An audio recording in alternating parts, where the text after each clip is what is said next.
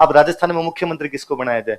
London के एक hotel के अंदर एक फोन घनघनाता है, लंदन के होटल में एक पीए फोन उठाता है, पीए को इधर से सामने से एक महिला की आवाज आती है कि भाई साहब से बात करनी। पीए कहते चूंकि केंद्र में जनता पार्टी की सरकार गिर गई तो राज्यों में गिरा दी जाए, और इंदिरा गांधी ने जनता पार्टी की जितनी जगह गवर्नमेंट थी सब जगह गिरा दी। तो भैरव सिंह से बनाने में हमको दिन लगा था 16, 1 दिसंबर के आसपास हमने हमला शुरू किया था, 16 दिसंबर के आसपास तो पाकिस्तान को तोड़ दिया था हमने। फिर 93,000 सैनिकों का सरेंडर करवाया था। ना भूतो ना भविष्य थी, दुनिया कभी इतना बड़ा सरेंडर नहीं देख पाएगी। हम 15-16 दिन में सरेंडर करवा गए थे पाकिस्तान को पूरा का पूरा। तो उस टाइम खूब सारे जासूस डिप्लॉय किए थे हमने, इंदिरा गांधी ने वहां की एक एक न्यूज आनी चाहिए। अब देखिए इंटरेस्टिंग बात बताऊं, जयेंद्र व्यास कितने वोटों से आ रहे? जब ये वोटिंग हो रही थी तो 9 आदमी बाहर खड़े होकर प्लानिंग कर रहे हैं कि अपने को व्यास को वोट नहीं देना, अपने वोट देंगे सुखाड़िया को। किसको देंगे? उन 9 आदमियों में एक तो टीकाराम पालीवाल, 8 है उनके समर्थक, और वो इस बात से नाराज है कि भाई टीकाराम पालीवाल को व्यास ने हटा के सीएम बने। तो टीकाराम पालीवाल को सीएम हटाया था व्यास ने, दुश्मन का दुश्मन अच्छा दोस्त होता है। अब व्यास को हटाना तो अपने किसको वोट दे दो? सुखाड़िया। तो 9 आदमी प्लानिंग करके अंदर जा रहे हैं कि अपने किसको वोट दे के आएंगे। जब अंदर घुस रहे थे तो टीकाराम पालीवाल को व्यास जी ने पकड़ा, और व्यास जी ने पकड़ कहा कि टीकाराम पालीवाल यदि सुखाड़िया जीत गए तो तुम डिप्टी सीएम भी नहीं बनोगे, मैं जीता तो कम से कम डिप्टी सीएम तो बनोगे। तो टीकाराम पालीवाल ने कहा बात तो सही है। अब टीकाराम पालीवाल 8 को ये बात कह नहीं पाए, वो अंदर चले गए। वो 8 तो दे के सुखाड़िया को, टीकाराम पालीवाल किसको दे गए? व्यास को। और व्यास कितने वोटों से आ रहे? 8। कई बार जब आपकी किस्मत खराब होती है तो गंभीर लोचे होते हैं भाई साहब। व्यास जी ने सामान अपना तांगे पे बांधा और चुपचाप यहां से जोधपुर चले गए, जैसा हुआ वैसा हुआ। अब भाई आपके मोहनलाल सुखाड़िया 38 साल की उम्र में 1954 में आगे सीट पर बैठे। कब आगे बैठे सीट पे? 17 साल रहे। लॉन्गेस्ट टेन्योर यदि किसी सीएम का राजस्थान के अंदर तो वो कौन है? यंगेस्ट सीएम अपना था तो कौन थे? सुखाड़िया। लॉन्गेस्ट टेन्योर किसी का है तो किसका है? सुखाड़िया। मुझे तो बड़ा जोरदार तो ये लगता है कि 38 साल की उम्र में वो बंदा सीएम बना, 55 साल की उम्र में बंदा सीएम से रिटायर, तब तक 17 साल सीएम रह गया। कितने साल रह गया? यहां 55 साल के को एमएलए की टिकट मिलती है लोगों को, 55 साल में एमएलए की, फिर भी प्रचार में कहते हैं युवा दिलों की धड़कन। बंदा 55 साल में तो सीएम हट गया, और उससे पहले कितने साल सीएम रह गया। तो भगवान यदि किसी को पॉलिटिक्स के अंदर कामयाब करे तो उतना कामयाब करे जितना किसको किया था। भाई ये तो कैरियर है। मरते पड़ते बुढ़ापे में जाके एमएलए की टिकट मिलती है। एक आधी बार एमएलए बनते हुए या तो मरमुरा जाते हो, एक बार मंत्री बनते हुए पॉलिटिकल कैरियर खत्म हो जाता है। सुखाड़िया जी 38 साल के अंदर सीएम बने, 17 साल तक निर्विवाद, सामने कोई आने वाला नहीं। और मैं तो कहता हूं 71 में सुखाड़िया जी नहीं हटते। अपने यहां पे एक दूसरा कांड हो गया। भारत में पहले राष्ट्रपति बने अपने डॉक्टर राजेंद्र प्रसाद, दूसरे राष्ट्रपति भी डॉक्टर राजेंद्र प्रसाद, तीसरे राष्ट्रपति बन गए डॉक्टर सर्वपल्ली राधाकृष्णन, चौथे राष्ट्रपति बने अपने डॉक्टर जाकिर हुसैन। वैसे तीसरे कार्यकाल के अनुसार चौथा। भाई राजेंद्र प्रसाद के 2 कार्यकाल हो गए। डॉक्टर जाकिर हुसैन हमारे वह पहले राष्ट्रपति थे जिनकी पद पे रहते हुए मृत्यु। भारत का संविधान कहता है कि यदि राष्ट्रपति का पद किसी भी तरीके से रिक्त हो जाए तो उपराष्ट्रपति राष्ट्रपति के तहत कार्य करेगा, और जल्दी से जल्दी राष्ट्रपति के चुनाव करवा लिए जाए, और जल्दी से जल्दी की व्याख्या 6 महीने के अंदर करा। उस समय अपने उपराष्ट्रपति हुआ करते वीवी गिरी। कौन थे? तो वीवी गिरी राष्ट्रपति का काम कर रहे हैं। अब कहा कि भाई जल्दी से जल्दी चुनाव करवाओ। एक ही पार्टी है, सिंगल पार्टी अपने भारत में, वो पार्टी कौन सी है? कांग्रेस। तो अब कांग्रेस की तरफ से राष्ट्रपति का चुनाव कौन लड़ेगा? राष्ट्रपति चुनाव में बंदे खड़े होते हैं अलग अलग पार्टियों में। ऐसे इस बार था कि भाई बीजेपी की तरफ से कौन खड़े? द्रौपदी मुर्मू जी खड़े हैं, और इधर कांग्रेस और बाकी विपक्ष वालों ने खड़ा कर दी यशवंत सिन्हा। अलग अलग पार्टियां खड़ी करती। तो कांग्रेस की एक मीटिंग होती है बेंगलोर, और बेंगलोर की मीटिंग के अंदर की भाई अगला राष्ट्रपति किसको बनाया जाना चाहिए, वहां पर मीटिंग हुई। तो 15 लोगों की एक मीटिंग है। 15 लोगों का पर्चियां बंद करके रख दो, नाम लिख दो, जिसके नाम ज्यादा आएंगे उसको क्या बनाया जाएगा? अपने राष्ट्रपति। 14 लोगों ने पर्ची पर नाम लिखा नीलम संजीवा रेड्डी। क्या नाम रखा? उस समय लोकसभा स्पीकर थे, लोकसभा के अध्यक्ष हुआ करते।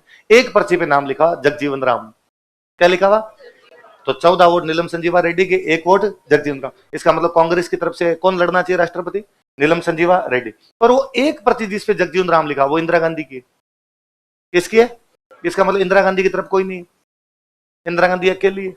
14 आदमी इंदिरा गांधी के खिलाफ। तो इंदिरा गांधी का मुंह छोटा सा हो गया कि यार कांग्रेस में अपने तो चल ही नहीं रही, अपने पसंद का तो राष्ट्रपति नहीं बन रहा। इंदिरा गांधी नीलम संजीवा रेड्डी के इसलिए खिलाफ है कि नीलम संजीवा रेड्डी लोकसभा अध्यक्ष है, उसके बावजूद इंदिरा गांधी के खिलाफ मीटिंग्स करते रहते हैं, भ्रष्टाचार के भयंकर आरोप लगे हुए, इसलिए इंदिरा गांधी को लगता है नीलम संजीवा रेड्डी तो बनना कम से कम नहीं थे। बाकी बूढ़ी इंदिरा गांधी से परेशान है कि इंदिरा गांधी उनको पूछती नहीं है, इसलिए वो चाहते हैं कि ऐसे आदमी को बनाया जाए जिसकी इंदिरा गांधी से बनती नहीं। तो वो किसको बनाना चाहते हैं? तो इंदिरा गांधी होटल के कमरे में आके बंद किया अपना कमरा और अपने पीए को बुला के मैं रिजाइन दूंगी, मैं इस्तीफा दूंगी। तो पीए बेचारा बाहर खड़ा, गैलरी के अंदर डोले इधर उधर, इंदिरा गांधी अपने कमरे में बैठी। तो एकदम यंग सा कोई एमपी था कांग्रेस का, वो गया और उसने जाके पीए को पूछा, और मैडम के क्या हालचाल है? पता चल गया मैडम हार गई इधर। तो उसने कहा मैडम रिजाइन दे रही, क्या बात करते हो रिजाइन दे रही है? अरे नहीं नहीं, मैडम को जाके समझाओ रिजाइन नहीं देना, ये 15-20 बूढ़ी हैं फड़फड़ कर रहे हैं फालतू की, बाकी पूरी कांग्रेस मैडम के साथ है। उसने कहा श्योर हारेगा, मैं कह रहा हूं ना यार। तो उसने कहा तू ये बात मैडम को कह सकता है? मेरी तो हिम्मत नहीं होती जाके कहने की तू ये दिखा। उसने कहा कर दूंगा, खोल कमरा खोल। मैडम से कमरा खुलवाया, वो यंग एमपी गया अंदर, उसने जाकर मैडम मैं सुन रहा हूँ आपके पीए से आप रिजाइन करने वाले हो। मैडम ने कहा कि हाँ यंग मैन, जब लोग ही साथ में नहीं है तो फिर मैं क्या करूंगी, मुझे रिजाइन कर देना। अरे मैडम लोग कौन? ये बूढ़ी है, बूढ़े बूढ़े लोग बैठे हैं, ये आपकी तरफ नहीं, हम सारे यंग यंग लड़के जितने सारे के सारे आपकी तरफ है। और मैडम आप थोड़ा सा इस पे थोड़ा सोचना, कोई इस्तीफा नहीं देना, मत दो इस्तीफा। मैडम दिल्ली आए, दिल्ली आके उन्होंने इस्तीफा तो नहीं दिया, पर उन्होंने ये मान लिया भाई कांग्रेस यदि नीलम संजीवा रेड्डी को राष्ट्रपति बनाना चाहती है तो मैं भी किसका फेवर करूंगी? नीलम संजीवा रेड्डी। आप जब पॉलिटी आगे पढ़ोगे तो आप पढ़ोगे भाई प्रेसिडेंट का जब चुनाव होता है तो प्रस्तावक और अनुमोदक बनते हैं, लोगों को साइन करने पड़ते हैं ना। जो प्रपोजल रखने वाले कितने लोग थे, उसको वो अनुमोदन देने वाले कितने लोग थे, तो वो साथ में जाते हैं। तो इंदिरा गांधी पीएम है, कांग्रेस की पीएम है, तो कहा भाई आप भी चलो। तो इंदिरा गांधी ने भी साइन किया कि हाँ मैं भी किसको समर्थन देती हूँ? नीलम संजीवा रेड्डी। इंदिरा गांधी वापस घर आई साइन करके, तब इस बार 3 लड़के खड़े एमपी, एक तो पहले वाला, 2 अपने साथ और लेके आया कि मैडम क्या कर दिया, हालात बदल गए, जज्बात बदल गए, रातों रात आप तो नीलम संजीवा रेड्डी के फेवर में चले गए और हम इस नीलम संजीवा रेड्डी को वोट नहीं देंगे, और मैडम थोड़ा बहुत निर्णय लो, ऐसे क्या कर रहे हो आप? तो मैडम ने कहा कि तुम कह रहे हो नीलम संजीवा रेड्डी को वोट नहीं दोगे राष्ट्रपति के चुनाव में, और तुम कांग्रेस के एमपी और कांग्रेस का बंदा नीलम संजीवा रेड्डी है, तो तुम किसको वोट दोगे? यदि नीलम संजीवा रेड्डी ही खड़े रहे, कांग्रेस ने कहा नीलम संजीवा रेड्डी को वोट देने, तुम क्या करोगे? तो उसने कहा कि मैडम मैं कांग्रेस की बात मानूंगा ही नहीं, मैं मेरे वोट को अरब सागर में फेंक दूंगा, पर इस भ्रष्टाचारी आदमी को तो नहीं दूंगा मैं। तो इंदिरा गांधी को लगा यार लड़कों में कॉन्फिडेंस गजब है, तो क्या करना चाहिए? तो कहा आप अपना प्रेसिडेंट खड़ा कर दो, दूसरा बंदा खड़ा कर दो, हम उसको वोट दे देंगे। और इंदिरा गांधी को लगा कि इन बूढ़ियों को ठिकाना लगाने का इससे अच्छा मौका कोई दूसरा। और इंदिरा गांधी ने कहा मेरी तरफ से वीवी गिरी, मेरी तरफ से। कांग्रेस की प्रधानमंत्री इंदिरा गांधी वो कह रही है मेरी तरफ से राष्ट्रपति कौन होना चाहिए? वीवी गिरी, चुनाव लड़ेंगे। कांग्रेस पार्टी कह रही है हमारी तरफ से कौन होना चाहिए? नीलम संजीवा रेड्डी। राष्ट्रपति के चुनाव में वोटिंग करते हैं एमएलए और एमपी, कौन करते हैं? अब बेचारे कांग्रेस के एमएलए एमपी तो फंस गए। पार्टी कह रही है नीलम संजीवा रेड्डी को दो, आपकी पार्टी की पीएम कर रही है किसको दो? वीवी गिरी को दो। अपने मोहनलाल सुखाड़िया यहां पर सीएम, एमएलए ने मोहनलाल सुखाड़िया से पूछा कि सुखाड़िया जी क्या करें? सुखाड़िया जी ने सेंटर वालों से पूछा भाई क्या करें? इंदिरा गांधी ने कहा अंतरात्मा की आवाज, अंदर के राम जी से पूछो। अंदर के राम जी के नीलम संजीवा रेड्डी, नीलम संजीवा रेड्डी। अंदर के अंतरात्मा कहे कि वीवी गिरी तो वीवी गिरी।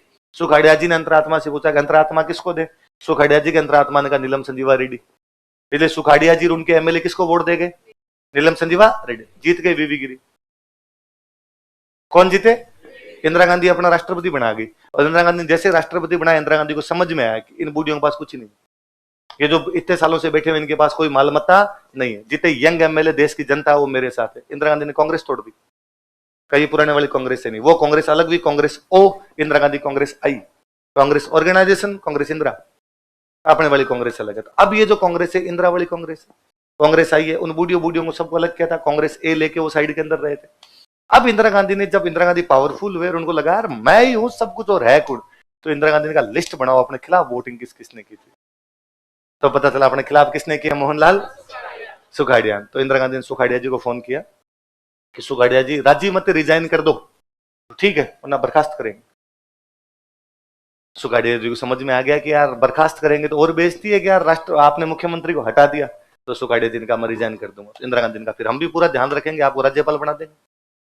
सुखाड़िया जी को तो क्या बना दिया? पॉलिटिकल करियर बर्बाद है। सुखाड़िया जी दोबारा मुख्यमंत्री बनने लायक नहीं छोड़ू मैं। सुखाड़िया जी को राज्यपाल बना के टिकाया साउथ इंडिया। अब राजस्थान में मुख्यमंत्री किसको बनाया जाए? लंदन के एक होटल के अंदर एक फोन घनघनाता है, लंदन के होटल में एक पीए फोन उठाता है, पीए को इधर से सामने से एक महिला की आवाज आती है कि भाई साहब से बात करनी। पीए कहता है कि भाई साहब तो बाहर गए हुए, तो उधर से मैडम कहते हैं कि भाई साहब आए तो कहना कि भाभी जी का फोन आया था। तो भाई साहब आते हैं, भाई साहब को आते कहा गया कि भाई ऐसे ऐसे कोई फोन आया था, मैडम का फोन आया था। भाई साहब ने वापस फोन मिलाया, फोन मिला के हाँ भाभी जी क्या कर रहे थे आप, आपका फोन आया था कि फटाफट जयपुर आओ, सीएम पद की शपथ ले लो। वो जिस आदमी को फोन किया जा रहा था वो थे बरकतुल्ला खान। कौन थे? इंदिरा गांधी के पति फिरोज गांधी के खास दोस्त। राजस्थान के सीएम चेंज कर दिए गए, कौन बना दिए गए थे? बरकतुल्ला खान। थोड़े दिन बाद में डेथ हो जाती है। 71 वाले चुनाव होते हैं, चुनाव के बाद बरकतुल्ला खान दोबारा बनते, चुनाव से पहले बने थे, चुनाव के बाद बनते हैं, डेथ हो जाती है। तो अपने यहाँ सीएम बना दिए गए हरदेव जोशी। कौन बना दिए गए? इतने में देश में आपातकाल लग गया। आपातकाल के बाद में कांग्रेस की सरकार चेंज हुई, पहली बार नॉन कांग्रेस गवर्नमेंट आती है 77। ये दिन बताई थी मैंने ये बातें तो। और अपने यहाँ पर मुख्यमंत्री बन गए भैरों सिंह शेखावत। कौन बने? 1980 में केंद्र की मोरारजी देसाई गवर्नमेंट गिर जाती है। केंद्र की मोरारजी देसाई गवर्नमेंट जैसे गिरती है, इंदिरा गांधी वापस जीतती है। और इंदिरा गांधी ने कहा कि चूंकि केंद्र में जनता पार्टी की सरकार गिर गई तो राज्यों में गिरा दी जाए। और इंदिरा गांधी ने जनता पार्टी की जितनी जगह गवर्नमेंट थी सब जगह गिरा दी। तो भैरों सिंह शेखावत 2.5 साल ही सीएम बने, हटा दिए गए। वापस कांग्रेस की गवर्नमेंट है, अपने सीएम बन गए हरदेव जोशी। कौन बन गए? हरदेव। इंदिरा गांधी की डेथ हो गई, उधर राजीव गांधी आ गए। राजीव गांधी की और अपने हरदेव जोशी की बननी बंद हो गई। इनकी बननी बंद हुई तो अपने सीएम चेंज करके लगा शिवचरण माथुर, सीएम चेंज करके लगा हीरालाल देवपुरा। लेकिन पार पड़ी नहीं तो वापस किसको लेके? हरदेव जोशी। वापस चुनाव हुए, वापस चुनाव हुए। बीच में एक बार जगन्नाथ पहाड़िया को थोड़े टाइम के लिए और बनाया। वापस चुनाव हुए, वापस चुनाव के अंदर आए, बाद में वापस भैरों सिंह शेखावत। भैरों सिंह शेखावत 2-1 साल सीएम बने, इतने बाबरी मस्जिद वाला ढांचा गिरा दिया गया। वापस केंद्र की सरकार ने कहा जहां जहां बीजेपी की सरकार है वो गिरा दी जाए। भैरों सिंह 2.5 साल में फिर हट गए। भैरों सिंह 2 बार 2.5 साल में हटे हुए। वापस 93 में चुनाव है, इस बार भैरों सिंह ने अपने 5 साल पूरे किए। उसके बाद 98 में चुनाव है, अशोक जी, 2003 में वसुंधरा जी, 2008 में अशोक जी, 2013 में वसुंधरा जी, 2018 में अशोक जी।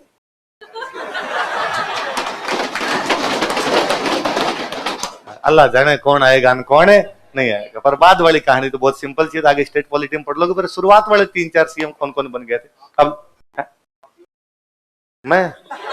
मेरे तो यहाँ वोटिंग कराओ, तुम नहीं दो वोट मेरे करा देता हूँ। अपने युवा ये कि भाई अपने कहते हैं भारत का एकीकरण करने वाला, भारत का गठन करने वाले जो बंदे थे कौन है? वल्लभ भाई पटेल।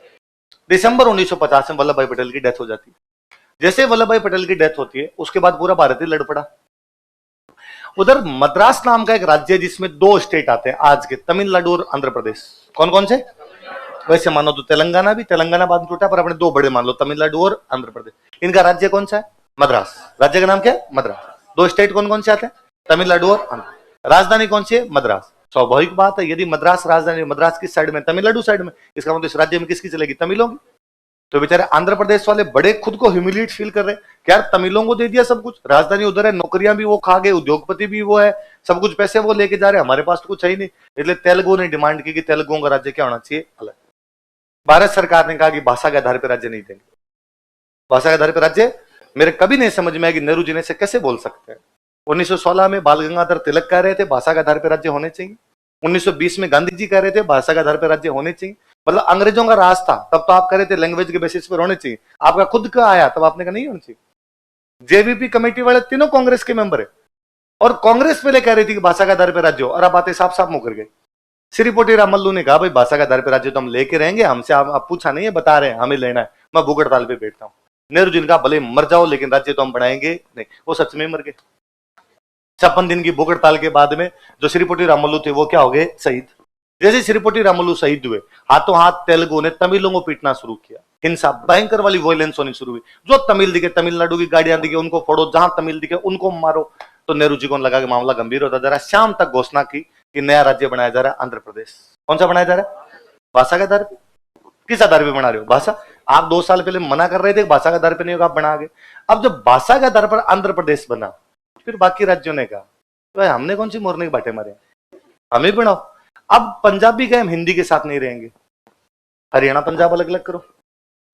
गुजराती के मराठियों के साथ नहीं रहेंगे तो बॉम्बे से गुजरात महाराष्ट्र अलग अलग करो। पहाड़ वाले कहे कि हम मैदान वालों के साथ नहीं रहेंगे, हिमाचल को पंजाब से अलग करो। उधर वो नागालैंड वाले कहे भाई साहब कपड़े पहनने वालों के साथ हमारा कोई लेना देना नहीं, हमारा पूरा एक राज्य अलग होना चाहिए। वो कौन सा होना चाहिए? और उन्होंने बीच में तो बात की हमारा देश ही अलग होना चाहिए, नागालैंड देश ही अलग बना दिया जाए हमारा। तो भारत सरकार घबरा गई, अब क्या किया जाए। सरकारें जब फंसती है तो समितियां बनाती है।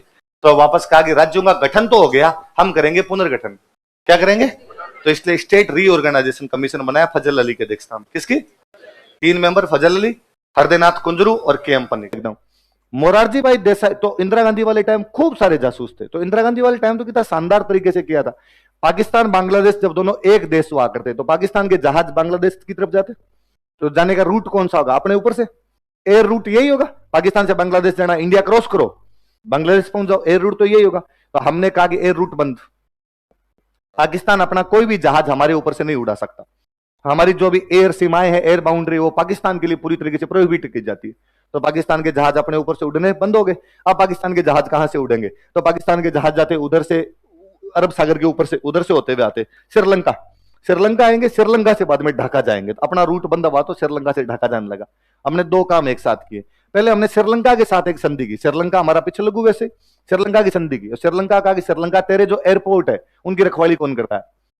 श्रीलंका ने कहा मैं खुद ही करता हूं। तो तेरे से क्या रखवाली होगी रे, छोटा सा देश है, तू कैसे रखवाली करेगा? हमारा मैप लाते हैं, तेरा मैप फ्री आ जाता है साथ के अंदर, तो तू कैसे रखवाली करता है? तो तेरे एयरपोर्ट की रखवाली हम करेंगे।